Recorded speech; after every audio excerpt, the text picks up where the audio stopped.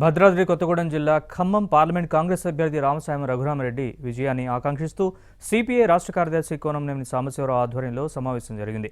సోమవారం జరగబోయే ఎన్నికల్లో ఈ దేశ భవిష్యత్తుకు సంబంధించినవని, 10 ఏళ్ల బీజేపీ పాలనలో దేశ భవిష్యత్తు, లౌకిక తత్వం, రాజ్యాంగం ప్రమాదంలో పడ్డాయని కోనంనేని విమర్శించారు.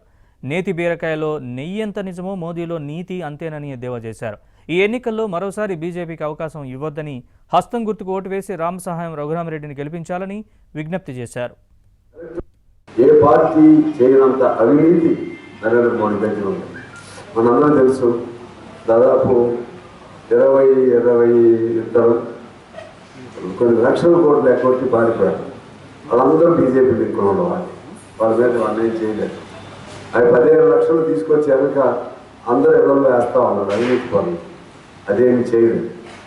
వీటన్నిటికి తోడు ఎలక్ట్రల్ బాండ్స్ పేరు పెట్టి దాన్ని అవినీతి డబ్బులకి చట్టబద్ధత తీసుకొచ్చి అవినీతి డబ్బులు ఆ పేరుతో 8,000 కోట్లు సుప్రీంకోర్టు పుణ్యమాని మొత్తం ఎన్ని ఇచ్చారు ఎంత అనేది ఇవ్వకుండా, చట్టబద్ధత లేకుండా 1,000 కోట్లు లంచాలు తీసుకుంటున్నారు. ఆయన అవినీతి గురించి చెప్తున్నారు. బీఆర్ఎస్ ఓట్లు వేయొద్దు, బీజేపీకి ఓట్లు వేయొద్దు, హస్తం గుర్తు రఘురామ